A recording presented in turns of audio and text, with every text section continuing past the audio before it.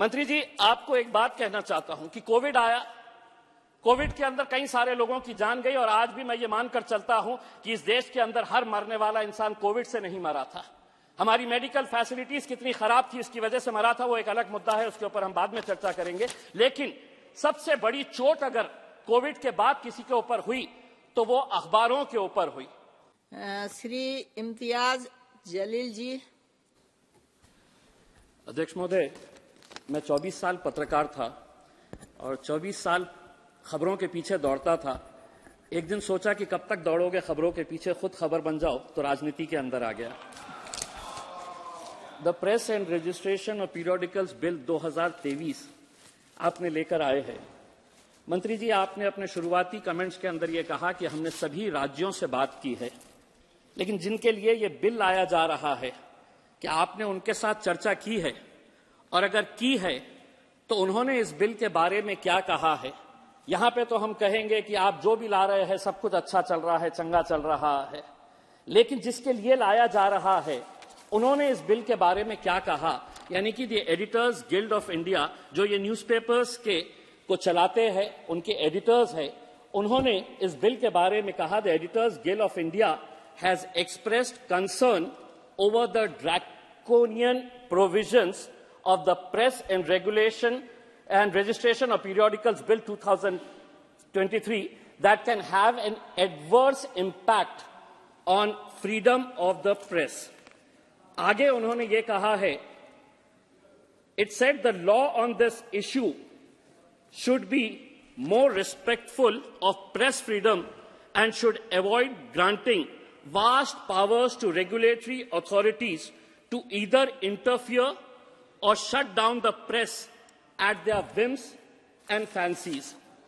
अध्यक्ष महोदय, ये बिल को पढ़ने के बाद ऐसा लगता है कि इसके अंदर रजिस्ट्रेशन कम है, रेगुलेशन कैसा किया जा सकता है, इनको भी अपने हाथों में कंट्रोल कैसा लाया जा सकता है, ये इसके ऊपर ज्यादा ध्यान दिया गया है।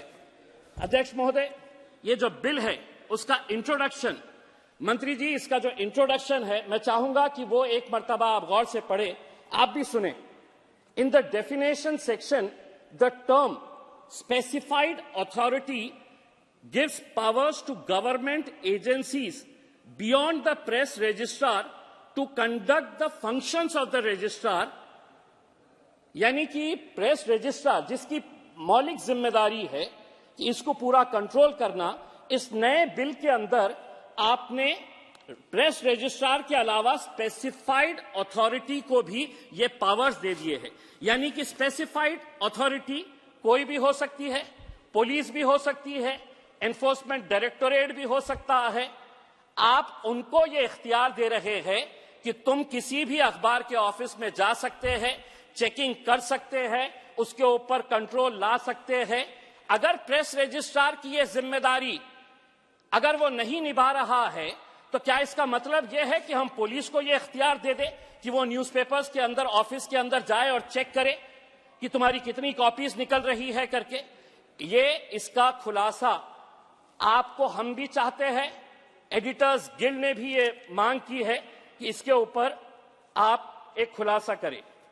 Section 4(1) and 11(4) allow the registrar to deny the right to bring out a periodical and cancel the certificate of registration of a periodical to persons convicted of terrorist act or unlawful activity for having done anything against the security of the state.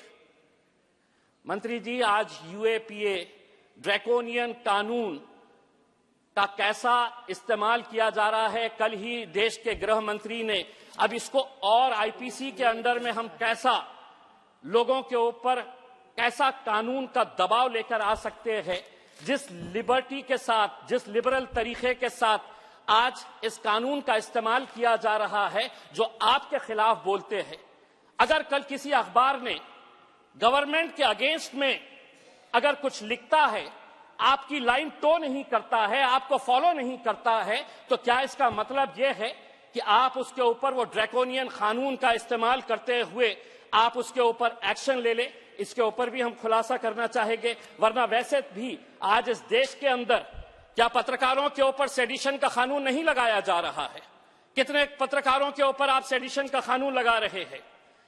मैं एक और चिंताजनक जो section है, section 6B, which gives power to the press registrar as well as other specified authority to enter the premises of a periodical to inspect or take copies of the relevant records or documents or ask any question necessary for obtaining any information required to be furnished. मेरा फिर से आपसे ये सवाल है, आपका क्या मतलब है जब आप ये कहते हैं कि specified authority apart from the press registrar? कल कोई भी सरकारी अधिकारी, क्या डीएम को आप ये इख्तियार दे डालेंगे? क्या कलेक्टर को आप ये इख्तियार दे डालेंगे कि जा किसी पत्रकार के ऑफिस के अंदर जाओ, तुम्हारे खिलाफ लिख रहा है, पूरे डॉक्यूमेंट्स देखो, चेक करो, बराबर से प्रिंट हो रहे हैं या नहीं हो रहे हैं, कॉपीज मिल रहे हैं या नहीं मिल रहे हैं? ये थर्ड पार्टी इंटरफेरेंस आप क्यों लाना चाहते हैं, जबकि प्रेस रजिस्ट्रार की ये पूरी मौलिक जिम्मेदारी है कि उसको वो अच्छी तरीके से निभाए? मैं मंत्री जी आपको एक बात कहना चाहता हूं कि कोविड आया, कोविड के अंदर कई सारे लोगों की जान गई, और आज भी मैं ये मानकर चलता हूं कि इस देश के अंदर हर मरने वाला इंसान कोविड से नहीं मरा था। हमारी मेडिकल फैसिलिटीज कितनी खराब थी, इसकी वजह से मरा था, वो एक अलग मुद्दा है, उसके ऊपर हम बाद में चर्चा करेंगे। लेकिन सबसे बड़ी चोट अगर कोविड के बाद किसी के ऊपर हुई तो वो अखबारों के ऊपर हुई। सर्कुलेशन घट गया तो एडवर्टाइजमेंट रेवेन्यू घट गया। अब ऐसे हालात के अंदर यह आपकी और सरकार की जिम्मेदारी थी कि उन अखबारों को जिंदा कैसा रखा जाए। तो आपने क्या किया कि डीएवीपी का जो बजट 800 करोड़ रुपए का था, उसको 160 करोड़ रुपए के ऊपर लेकर आ गए। और मैं समझता हूं कि सबसे ज्यादा अगर नुकसान किसी का हुआ है तो उर्दू भाषिक जो अखबार निकलते थे वो पूरी तरह से खत्म हो गए हैं।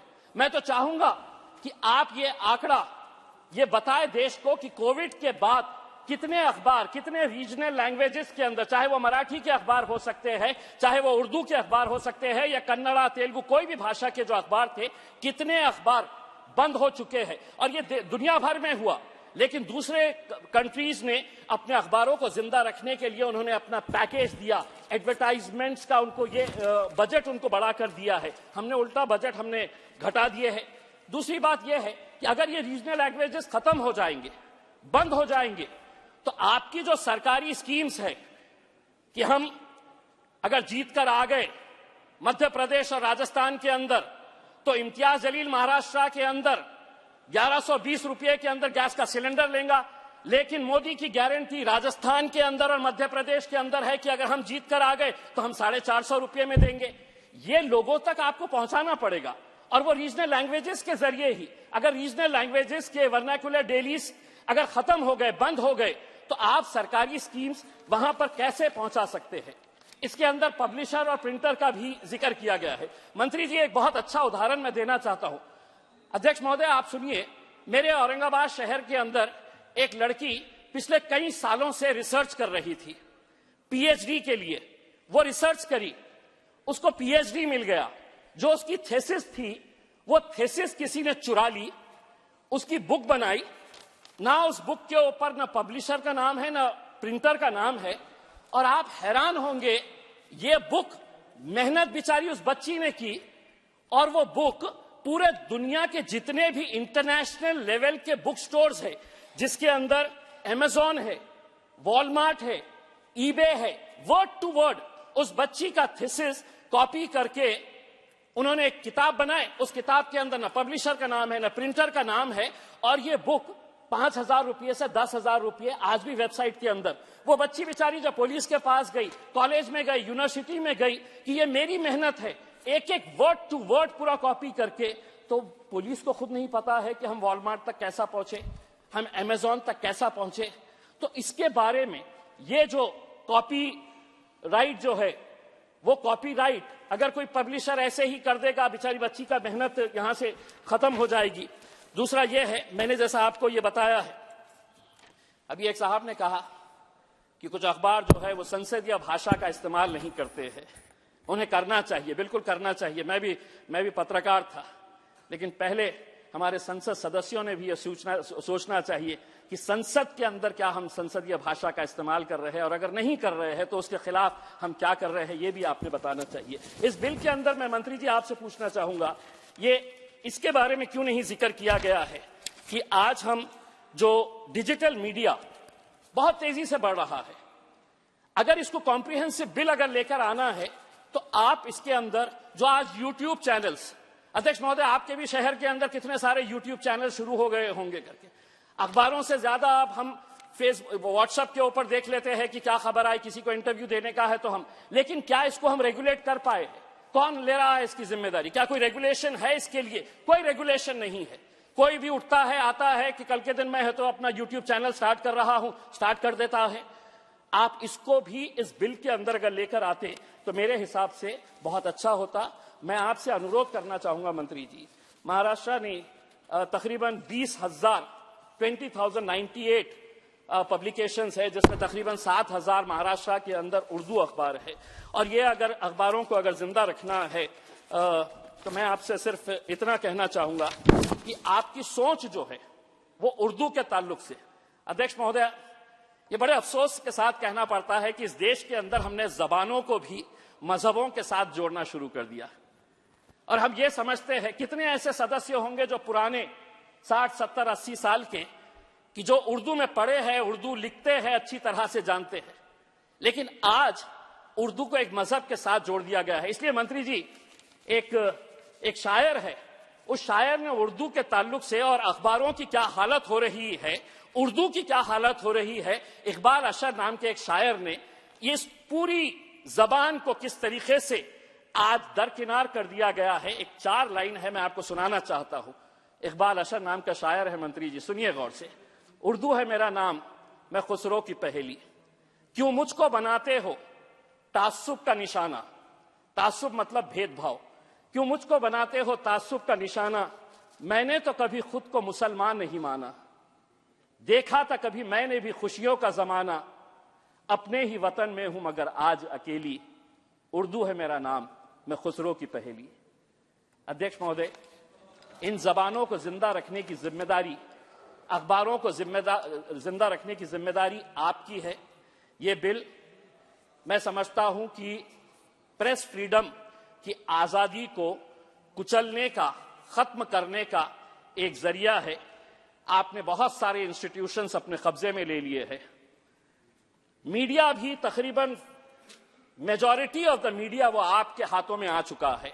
जो बचे कुचे हैं उनको हम किस तरीके से कंट्रोल कर सकते हैं, ये बिल उसकी तरफ जा रहा है। और ये मैं अकेले नहीं कह रहा हूं, आप ये मत कहिएगा कि मैं विपक्ष के अंदर खड़ा हुआ हूं। तो मेरी ये राय है, जो एडिटर्स गिल्ड ऑफ इंडिया है, जो रिप्रेजेंट करता है हिंदुस्तान के हर बड़े छोटे अखबार को, उनके अगर एडिटर्स गिल्ड ऑफ इंडिया अगर आपको ये कहता है कि ये प्रेस फ्रीडम के ऊपर ये एक हमला है ये बिल का, उन्होंने ये मांग की है, मैं भी ये मांग करता हूं मंत्री जी आपसे कि पार्लियामेंट की सेलेक्ट कमेटी के सामने इस बिल को भिजाया जाए, ताकि इस मीडिया की आजादी को पिछले 75 सालों से हमने जिंदा रखे थे, आगे भी ये जिंदा रहे, यही उम्मीद करते हैं। Thank you very much.